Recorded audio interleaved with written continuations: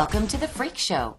Let's review episode 7 of American Horror Story Apocalypse, and spoiler warning. This episode was written by Adam Penn and directed by Jennifer Lynch. Now I have to say that once again this week, the FX Plus app didn't work and the episode wasn't uploaded until probably about 5 o'clock this afternoon. This app is definitely on the beta fail list, and I'm probably going to cancel, sadly, after the finale. This episode starts with Dinah as the new voodoo queen, taking over for Marie Laveau, and Cordelia comes to ask her for help.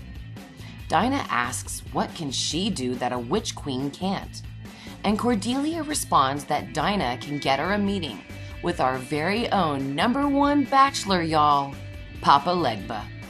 Now Dinah, in true matchmaker form, says of course she'll hook her up with a date with the bachelor for $100,000.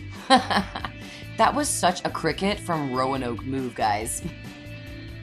I loved this next sequence as it was a replay of one of my favorite Tales from the Crypt episodes that was titled All Through the House. I think it was season 1. Joan Collins stars as Bubble McGee. It's such a porn name.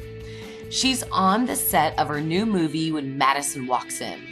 Jamie Brewer's name is in the opening guest credits. Bubbles reveals that she used to be part of the coven. However, Madison tells her that she has no choice and must come back to the coven. We learn Bubbles has telekinesis, much like Nan did.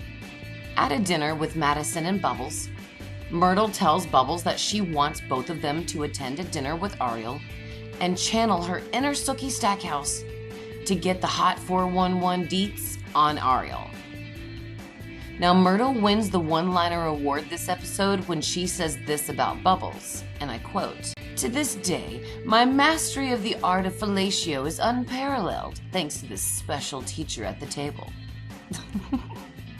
Honestly, Bubbles sounds like the kind of girl that would be my best friend. Moving on to Cordelia and Dinah. Now, Dinah picks up the voodoo hotline and she calls up Papa Legba for his hot date with Cordelia, and he does not let this important phone call go to his voicemail. He shows up and he brings along Nan, and seeing her again made my heart sing, y'all. She was so awesome being Papa Legba's little satanic helper, and I really loved the chemistry between the two when they were both giggling and laughing over the trouble that she had brought about in hell. Cordelia asks Papa Legba to help her get rid of Michael, and he says he'll do it in exchange for all of the witches' souls, which Cordelia says no to, and sadly this leaves her without a rose from Papa Legba and she without an ally. Coco discovers a new power of determining how many calories are in food, and I love Coco's character. I really need her, especially her power to find gluten. And sadly, Coco chokes on a snowball while eating, and to help her, Mallory surgically opens Coco's neck, and just with her finger, she takes out the snowball and instantly just magically sews back up the neck without leaving a mark.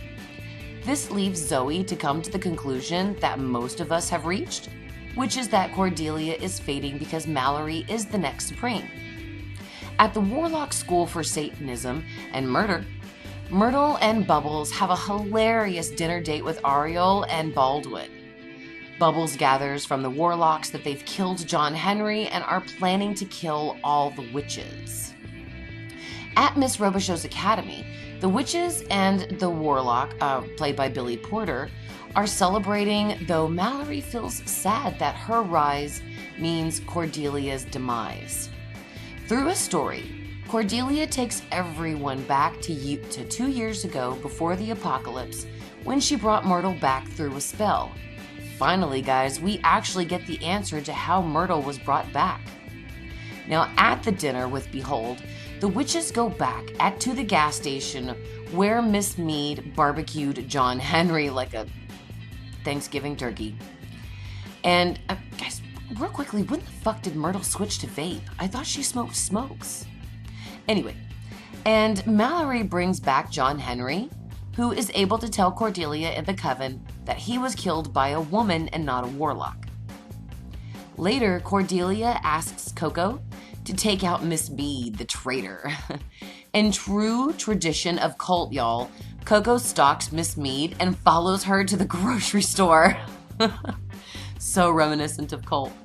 Miss Mead thinks that she has the jump on our girl Coco, but surprise bitch, the Matrix twins are back and they're helping the Coven, and Coco was just a decoy so the twins could take out Miss Mead and kidnap her. RO and BD, which is Baldwin, are planning to poison the witches, but surprise bitch, the witches enter and throw shade at the warlock's lame plan to kill them. When RO tells Cordelia her powers are failing, she seals his mouth shut. Literally. Guys, I'd sell my soul to Papa Legba for that kind of power. Since the warlocks tell us in the beginning of the episode Michael went into the woods to be in solitude, he's not around when Cordelia and her coven burn RO, Baldwin, and Miss Mead. The satanic grin on Miss Mead's face was just so freaking creepy and scary.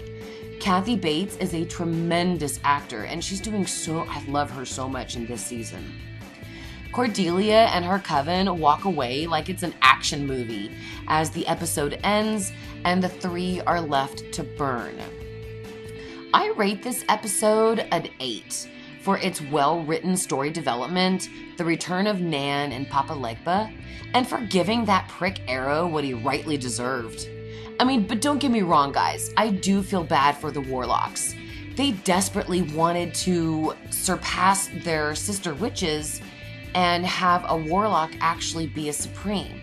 However, they ended up being burned alive at the stake because they backed the Antichrist. Sadly, their choice to back the wrong person ended to their demise, and I do feel bad for them because I kind of liked him. However, Aro was a prick. Goodbye to him. Anyone want to bet, though, that Michael was there watching everybody burn? Now, I'd like to show a lot of love to my patrons whose generosity paid for the prizes I give away. And I do want to say that during the season finale of American Horror Story for Beyond the Horror, I will definitely be giving away a bunch of prizes.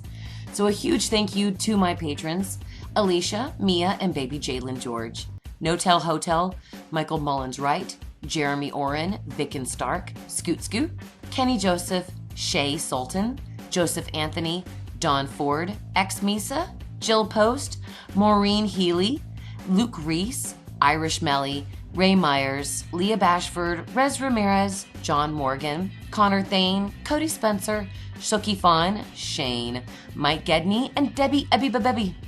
To become a patron and earn tons of rewards for just $1, click on the link in the description. Now, as y'all know, I close my videos with the words, "Beware of Sexy Scathach," because of course that's not how you pronounce her name, and she's nowhere near sexy.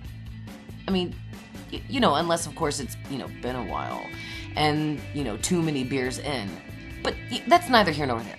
Last episode prompted me to come up with a new close. Beware of the tearjerker. Now, which one do you love most? Make sure you vote for your favorite in the comments, and I'll close my next theory video out with the winning choice. Brand new theory videos are coming out this weekend, so make sure you subscribe so you don't miss them. What did you think of episode 7 of Apocalypse?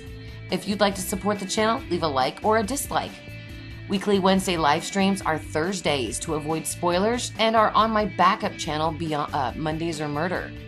Beyond the Horror, my unofficial American Horror Story after show, is every Wednesday night immediately following the current episode of American Horror Story Apocalypse, which is also on my backup channel Mondays or Murder. Link is in the description. Thank you so much for watching, and please excuse me while I go stare out the window and cry while I masturbate.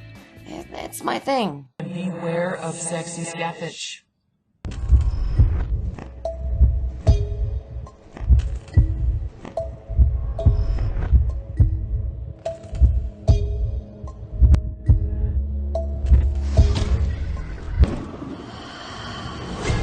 AHS Apocalypse premieres Wednesday, September 12th on FX.